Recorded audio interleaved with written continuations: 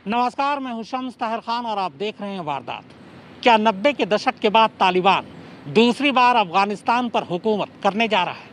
क्या अफगानी सैनिक एक एक कर तालिबान के आगे हथियार डालते जा रहे हैं? और क्या तालिबान सचमुच अफगान की राजधानी काबुल के 120 किलोमीटर नज़दीक तक पहुंच चुका है?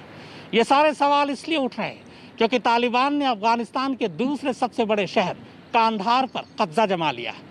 और अब तो खुद अफगानिस्तान सरकार के कुछ लोग दबी जुबान ये कहने लगे हैं कि तालिबान धीरे धीरे अफगानिस्तान के तमाम इलाकों पर कब्जा करता जा रहा है। अफगानिस्तान में और तेज हुआ तालिबान का खूनी मिशन। 34 में से 12 सूबों की राजधानी पर आतंकियों ने किया कब्जा। गजनी और हेरात के बाद कांधार भी गया सरकार के हाथ से। लश्करगाह में फौज और तालिबान के बीच छिड़ी भयानक लड़ाई की वजह से ही देश में करीब 4 लाख लोग बेघर।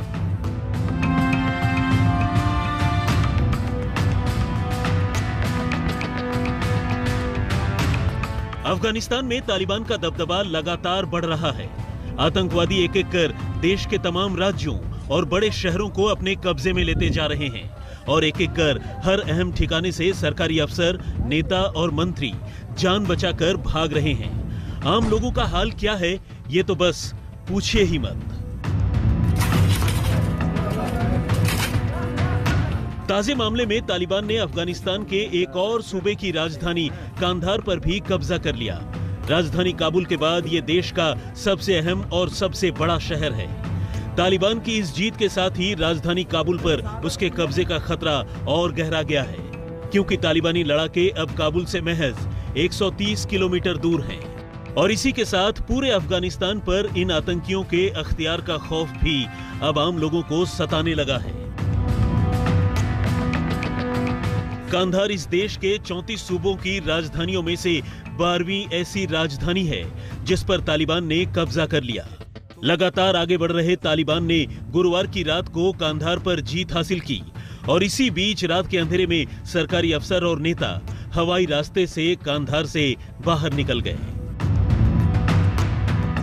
तालिबान ने अब तक जिन 12 बड़े शहरों और राज्यों की राजधानियों पर कब्जा किया है, उनमें कांधार के अलावा जरांज, शेबरगान, सरेपुल, कुंदूज, तालोकान, ऐबक, फराह, पुले खुमारी, बदख्शां, गजनी और हेरात शामिल हैं।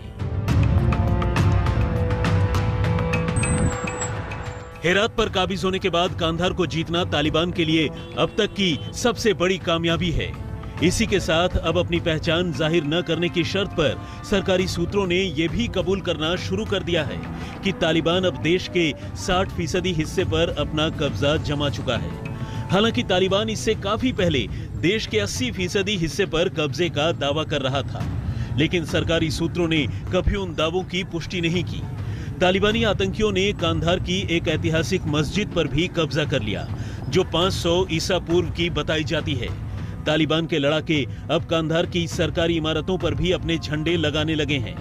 तालिबान ने कांधार को पहले ही घेरना शुरू कर दिया था, लेकिन जब इस पर कब्जा हुआ, उम्मीद के उलट कोई भयानक लड़ाई नहीं हुई।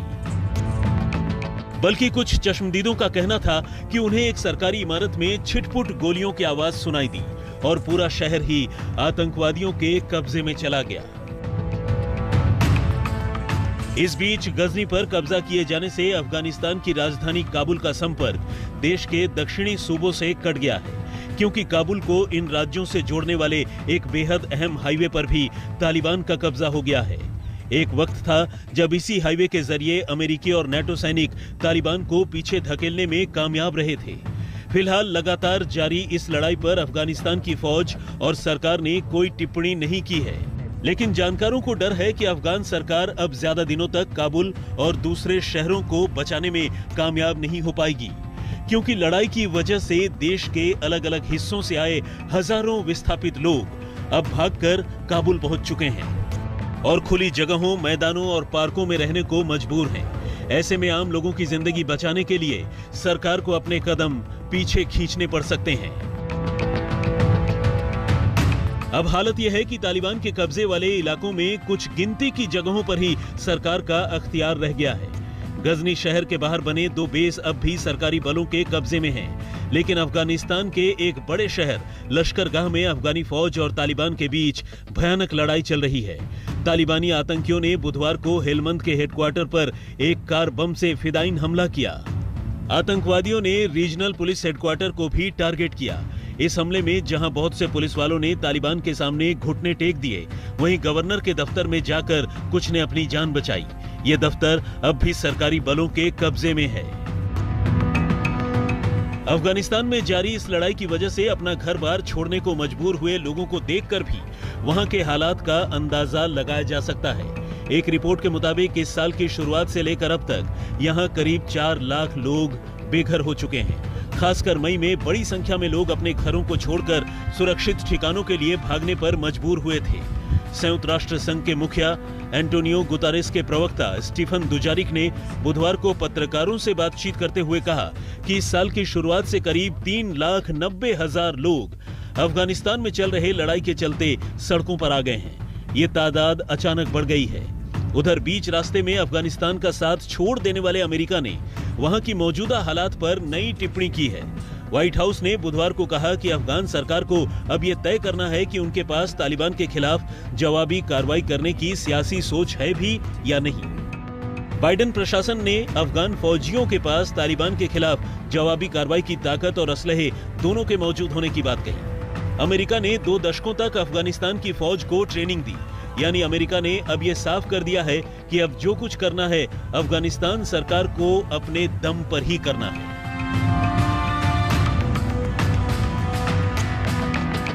इस बीच तुर्की और तालिबान के बीच नए सिरे से ठनती नजर आ रही है।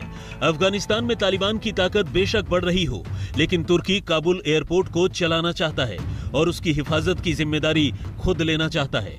तुर्की के रक्षा मंत्री हुलूसी अकर ने बुधवार को कहा कि काबुल एयरपोर्ट का खुला रहना बेहद फायदेमंद है और आने वाले दिनों में इसे लेकर वो फैसला करेंगे। उनका कहना था कि अगर काबुल एयरपोर्ट बंद हुआ तो अफगानिस्तान में कोई भी राजनयिक मिशन काम नहीं कर पाएगा। इससे पहले तुर्की के राष्ट्रपति रेसेप तैयप एर्दोआन ने नेटो सेना की वापसी के बाद काबुल एयरपोर्ट पर अपने सैनिकों को भेजने का प्रस्ताव अमेरिकी राष्ट्रपति जो बाइडेन के सामने रखा था। हालांकि तालिबान ने तुर्की को धमकी दे रखी है कि वो काबुल एयरपोर्ट पर अपनी सेना न भेजे। अफगानिस्तान में हालात कितने नाजुक हैं, इसका अंदाजा इसी बात से लगाया जा सकता है कि अब अमेरिका ने काबुल के दूतावास से अपने कर्मचारियों को निकालने के लिए 3,000 सैनिकों का दल रवाना किया है। इसी तरह ब्रिटेन की ओर से 600 फौजी ब्रिटिश नागरिकों को अफगानिस्तान से बाहर निकालने के लिए भेजे जा रहे हैं।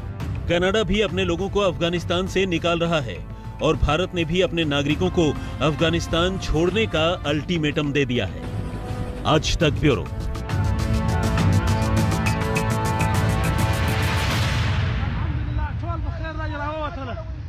शेर हेरात के नाम से मशहूर इस्माइल खान को भी तालिबान ने अपने कब्जे में ले लिया है। कभी अमेरिकी फौज के साथ मिलकर तालिबान के छक्के छुड़ाने वाले इस्माइल खान को तालिबान ने गिरफ्तार कर लिया है। शेर हेरात के नाम से जाने जाने वाले इस्माइल खान वो शख्स है जिन्होंने 70 के दशक में असॉल्ट राइफल उठा ली थी। उनके कहने पर ही हेरात के लोगों ने तालिबान के खिलाफ एक लंबी लड़ाई लड़ी।